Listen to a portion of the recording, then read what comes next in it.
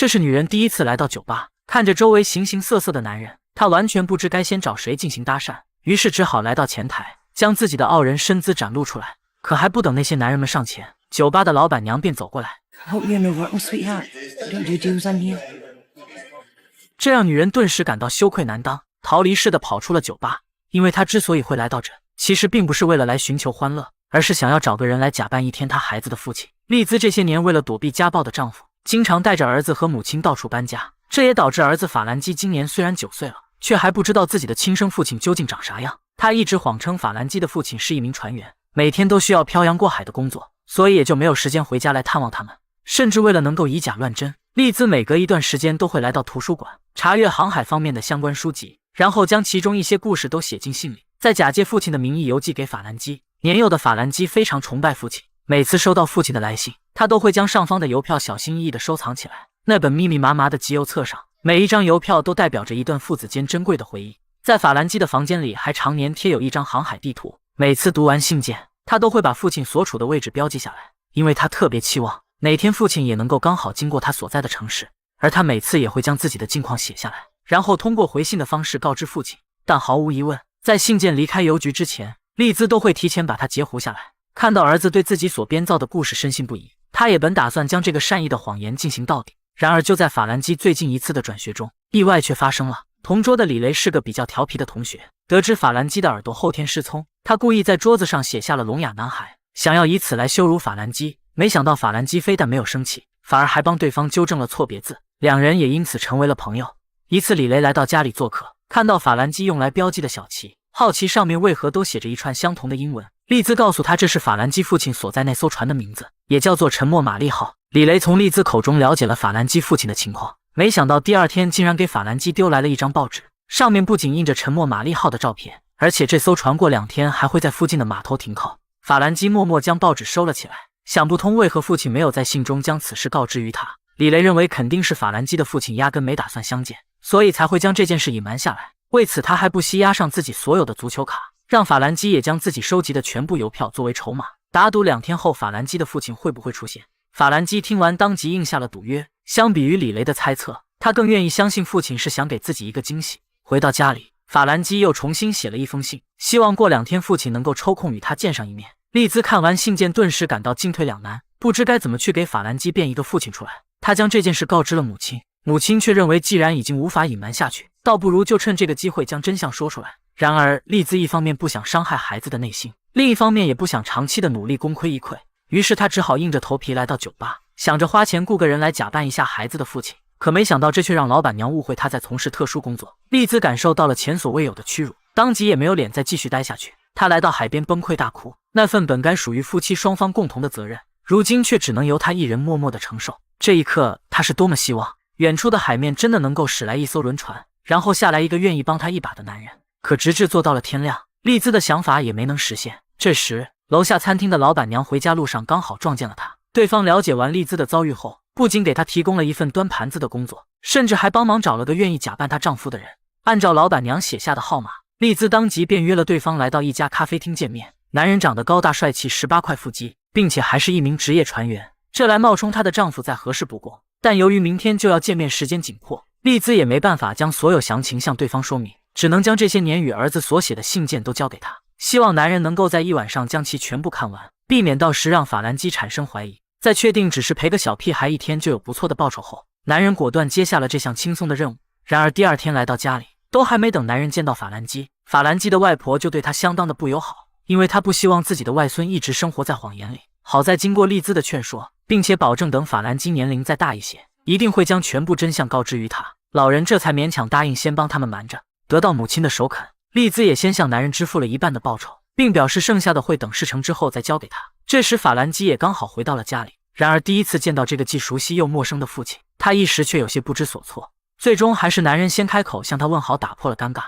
而为了解释为何要回家没有提前打招呼，他还准备了一本海洋鱼图鉴当礼物，表示是想给法兰基一个惊喜。这让丽兹也有些意外，男人竟然如此细心。法兰基接过图鉴，顿时爱不释手。他用手语询问丽兹为何对方会知道自己喜欢这本书。男人刚想要解释，丽兹连忙将法兰基转过身去。法兰基虽然耳朵听不见，但却是货真价实的读唇语冠军。看到男人解释说是从信中的字里行间猜出他会喜欢。法兰基顿时卸下了所有防备，确信眼前就是那个跟他一直通信的父亲。突如其来的拥抱让男人感到不适，但在法兰基外婆期盼的目光下，他还是轻轻将手放在了法兰基身上。这时丽兹提醒法兰基，是时候该去结束与同桌的赌约了。他还拿出一个相机让法兰基记录下来，毕竟这个父亲可不是随时都能叫来的。很快父子俩来到学校的足球场，在李雷注意到他们的一瞬间，法兰基连忙按下了快门。李雷有些不情愿地交出了所有足球卡，法兰基没有立即接下，而是将目光转向父亲。父亲教育他打赌就要愿赌服输，如果换成你输了，你也必须兑现承诺。法兰基这才不再犹豫，心安理得地收下了足球卡。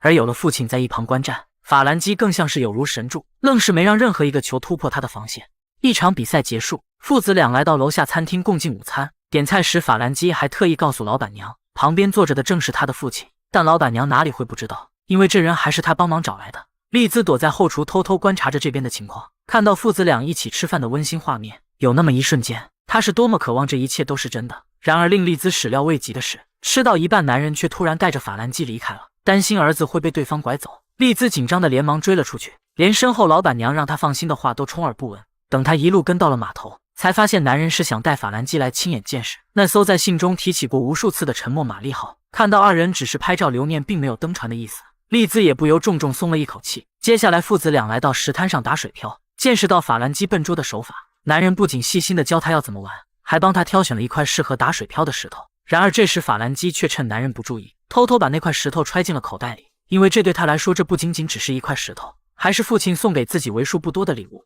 接下来两人一起在浅滩上肆意的奔跑，一起来到水族馆观赏神奇的海马，父子间的关系也在不知不觉间变得越发亲密。在送法兰基回家的路上，男人突然有了一个提议，就是想要邀请丽兹，明天夫妻俩一起带着法兰基出去玩一天。丽兹本不想再节外生枝，然而却架不住孩子对父亲的渴望，最终也只好无奈答应了下来。看着法兰基心满意足地回到屋内，丽兹将剩下的酬劳交给男人，两人约定好隔天在码头见面。第二天，在法兰基的要求下，丽兹一大早便起来认真打扮了一番，随后母子二人来到约定好的地点等待。令他们意外的是，男人竟然真的从船上出现，只不过两人都没注意到，对方偷偷将一沓钱塞给了负责看守的船员。三人碰面，经过一番商量后，都决定将今天的行程安排交给法兰基负责。法兰基带着父母来到山顶，一家三口边聊天边欣赏着远处的美景。丽兹的脸上渐渐露出久违的笑容，或许连他自己也忘了已经多久没有如此的放松过了。中午三人一起来到餐厅吃饭，在父亲的支持下，法兰基第一次尝试了母亲从不给他吃的冰淇淋。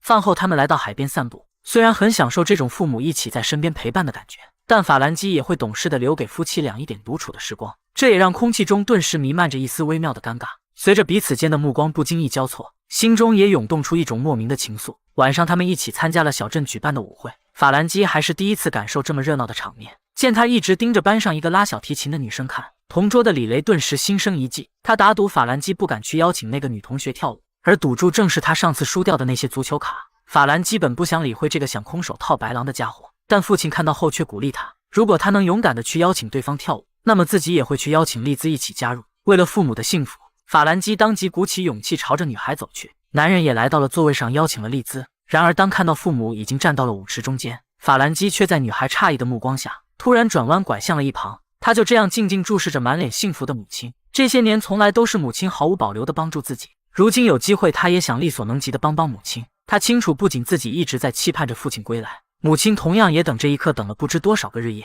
舞会结束后，几人慢慢悠悠地走在回家的路上，男人突然有些好奇地询问丽兹，法兰基的父亲究竟哪根神经搭错了要离开他们，但丽兹却告诉他，先选择离开的其实是他们母子，因为法兰基的耳朵就是被他的前夫打坏的。他其实也不想一直向法兰基隐瞒这个真相，可通过谎言来让法兰基写下那些信件，却是他倾听儿子内心世界的唯一方法。听完丽兹的话，男人顿时才恍然大悟，原来这个一直被他认为是骗子的女人，实际上是一个非常伟大的母亲。将母子二人送回家里，男人本想要单独与法兰基道别，没想到法兰基竟然从床底下拿出一个盒子，将里面那只精心雕刻的海马送给了他，还用不太流利的语言询问道：